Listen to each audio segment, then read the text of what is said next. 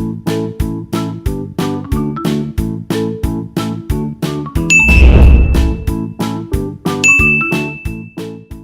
các bạn, chào buổi sáng các bạn nha. Hôm nay là tâm sự các bạn câu chuyện của ngày hôm qua. Thì có nhiều bạn comment thì mình không biết là giỡn hay là thiệt. Thì nói là bên Pháp không có thầy Pháp. Thì thực sự ra chắc là giỡn, có cùng từ với nhau cho nên là cảm thấy nó hài hước.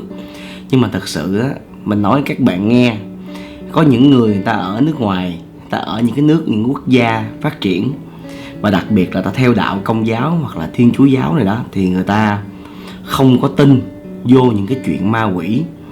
Người ta có đức tin và người ta tin tưởng vào cái đấng linh thiêng của người ta.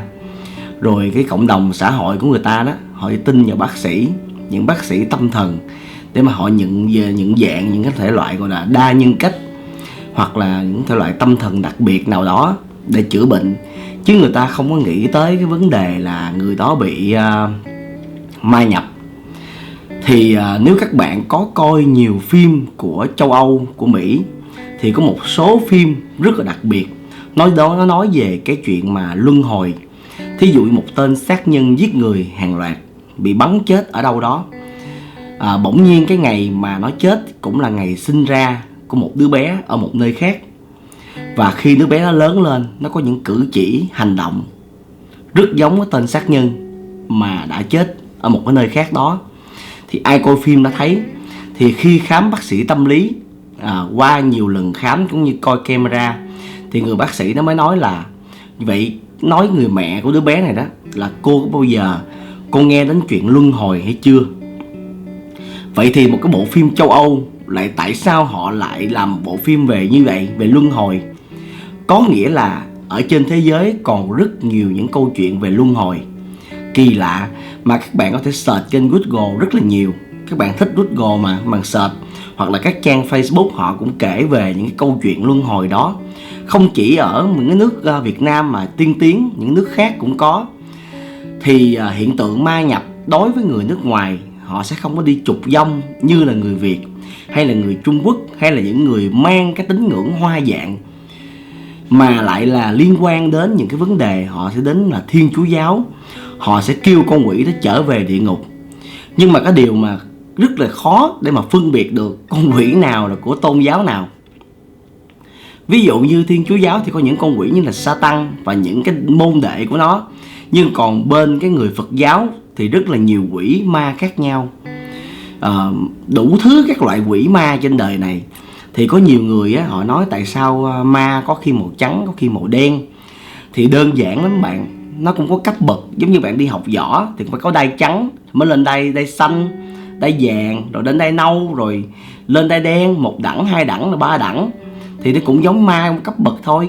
Khi mà người ta chết oan, người ta chỉ xuất hiện với hình dạng gọi là giống như những cái dòng điện, những cái điện từ, thì nó là màu trắng. Còn khi mà nó đã hấp thụ cái âm khí quá nặng, cộng với cái sự hận thù, thì các bạn tưởng tượng những cái hận thù, sân si, dục vọng, nó giống như một cái loại khí vậy đó. Thì khi những con ma nó hít vào thì tự động nó sẽ chuyển hóa từ màu trắng thành màu đen. Vì mình nghĩ đi, trắng là một linh hồn thanh khiết, nhưng khi nó đen là một linh hồn đã không còn thanh khiết nữa, và bắt đầu nó có những chuyện ghê rợn. Cũng như rất là nhiều người Hờ Mông, người Hờ Mông á, không phải ở Việt Nam mà trên toàn thế giới luôn, có rất nhiều người Hờ Mông. Thì họ luôn có một cái khoái niệm là trong ban đêm sẽ có một bóng đêm đi ra và giết họ. Và đặc biệt vào những cái năm đầu của thời của bên Mỹ á, có những cái năm mà thời kỳ mà người nhập cư vô Mỹ rất là nhiều. Thì thời điểm đó đã có một cái tốp người mà người Mỹ gọi là người Mông hay là người Móng.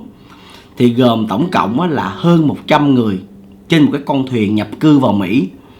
Khi mà họ nhập cư vào Mỹ như vậy là họ nhập cư theo dạng gọi là giống như đi gọi là trái phép á, chứ không phải là họ là hợp pháp. Nhưng mà vì họ không có quốc gia, cho nên cái thời điểm đó Mỹ nó cũng cho nhập cư dễ dàng hay sao á, thì nó dồn những người này vô một cái trại. Thì một sự kiện rất là đặc biệt xảy ra là họ xin chính quyền Mỹ, trong quá trình xem xét họ có được nhập cư vào Mỹ hay không, họ xin cho phép họ được giết gà, giết vịt, giết bò. có nghĩa là xách một con bò sống, một con vịt sống họ giết để họ cúng. Nhưng mà người Mỹ họ không cho, họ nói là không được phép như vậy. Mọi cái lò giết mổ hay thậm chí giết gia súc là phải có lò được xét nghiệm, chính phủ xét nghiệm đàng hoàng, chứ không phải xách con gà đã thọc vô cổ xịt máu ra giết cúng. Cái đó là hoàn toàn không được vào thời điểm đó trên nước Mỹ. Thì trong một đêm 100 người Móng đã chết một cách rất bất bình thường, và chỉ có duy nhất một người khoảng 43 tuổi là người này còn sống. Và sau khi được hỏi á, thì tất cả những người đó đều chết, gọi là bị đột quỵ về đêm. Đột quỵ thì ai cũng có, không thể nào mà 100 người cùng một lúc như vậy.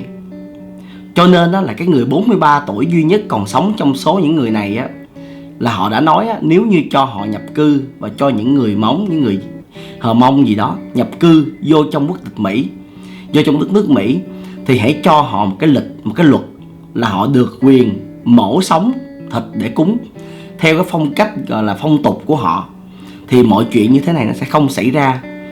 Và đã gây ra một cái trận tranh cãi rất lớn với chính quyền của tiểu bang bên đó của Mỹ.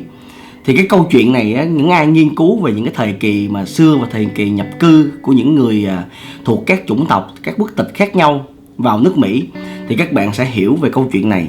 Có nhiều cái câu chuyện rất lạ xảy ra trên thế giới mà Tân nghiên cứu cũng như Tân tìm hiểu, Tân thấy nó bất bình thường. Thì các bạn biết mỗi dân tộc có một cái khác nhau, cho nên bên Pháp thì cũng sẽ như vậy. Nhưng mà người Pháp các bạn biết rồi là kinh đô của ánh sáng, kinh đô của thời trang, thì có những điều nó sẽ không có thầy Pháp bên đó. Hoặc là có thầy Pháp á, nhưng mà nó ở đâu đó, một thành phố nào đó, hoặc là dưới một dạng nào đó, chứ họ không thể nào giống như người Việt Nam mình mà bận đồ, cầm máu gà phun rồi cầm lửa cầm nhang bị bắt liền lập tức. Tại vì bên bển họ không chấp nhận những hình thức đó, họ muốn những hình thức khác đó. Nhưng mà nhiều khi ông thầy tìm được ông thầy người Pháp đi, ông vô ông nói tiếng Pháp, con ma đâu có hiểu đâu, vô gì đó, con ma nó chưởng một cái văng ngược trở ra chết tất tưởi. Đâu phải dễ đâu các bạn. Đôi khi á, những người Việt kiều, những người mà định cư các nơi trên thế giới mà bạn nghĩ rằng là họ hạnh phúc, họ sung sướng, cái chế độ của họ tốt hơn, điều đó có, nhưng mà họ rất là buồn. Tại cuộc sống họ lúc nào cũng quay quần làm việc hết. Họ là những người xa quê hương, xa cái nơi mà chôn nhau cắt rốn của mình, để mà họ định cư tại một nơi khác, một nơi tốt về mọi thứ, nhưng thiếu thốn về mọi mặt. Thiếu thốn về tình cảm, thiếu thốn tiếng nói của đồng bào, tiếng nói của những người quê hương mình. Tuy là thiếu thốn những món ăn mà thời thơ ấu, tuổi thơ của họ đã từng thưởng thức. Lẩu mắm nè, lẩu mắm Thái nè, thấy không? Rồi á, bún bò Huế đúng kiểu nè, thấy không? Bánh nậm, bánh ít, nhiều lắm. Họ thiếu thốn rất là nhiều.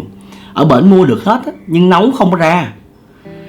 Có những thứ Việt Nam mới có, nước ngoài không có.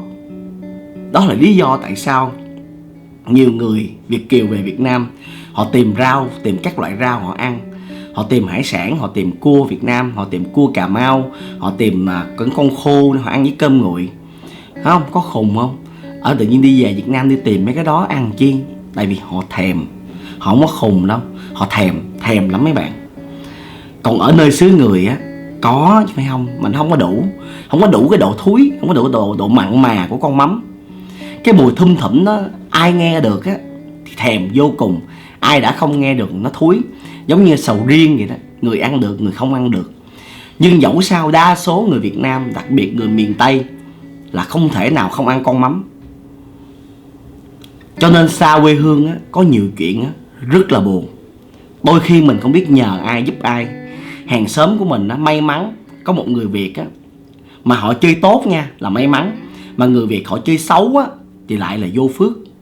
Nhiều cái điều gọi là phức tạp xảy ra. Mà nếu hàng xóm mình toàn người Pháp hoặc toàn người Mỹ hoặc là những người khác, thì cuộc sống mình chẳng khác gì họ, mạnh ai nấy sống. Buồn lắm bạn. Người Việt mình được có một cái á, là nhiều chuyện. Thấy không? Bữa nay vui cái gì muốn qua kể hàng xóm nghe. Ê, mới mua con vịt giá rẻ nha, ngon nha, gia đình ăn quá đã. Ê, mới mua con khô, trời ơi tuyệt vời.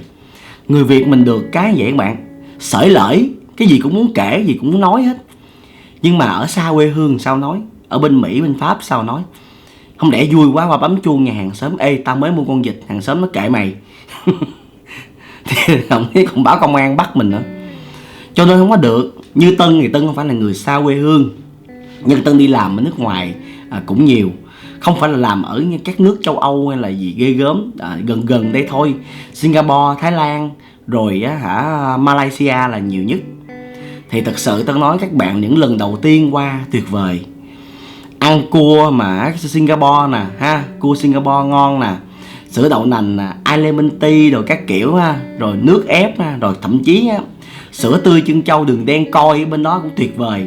Rồi ăn nasi lemak nè, cơm của Malai nè, rồi ăn cái gì tôm dum của Thái nè, rồi ăn những con cá chẽm của Thái nè, ăn nhiều lắm bạn. Rồi bạc Thái, đúng không? Rồi bên kia là còn cái món gì nữa đó, có lemon gì bên Malai á, rất là nhiều, ăn rất là nhiều món. Nhưng rồi ở bển chừng tuần lễ thèm phở, thèm cơm tấm, thèm bún Thái, thèm bún mọc, thèm bánh đa cua, thèm bún riêu, thèm canh chua, thèm đủ thứ hết. Cái cơm bên nước người ta ăn lần thì ngon chứ ăn hoài ăn nổi. Sao không? Cà ri không, cái gì cũng cà ri.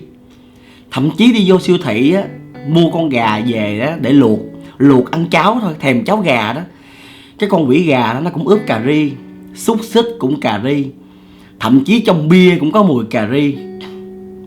Nó khó chịu lắm mấy bạn không có hiểu đâu. Mấy bạn qua du lịch chừng 4-5 ngày ăn gì wow tuyệt vời, trời ơi, ngon quá. Ở chừng nửa tháng đi, ở chừng nửa tháng đi biết.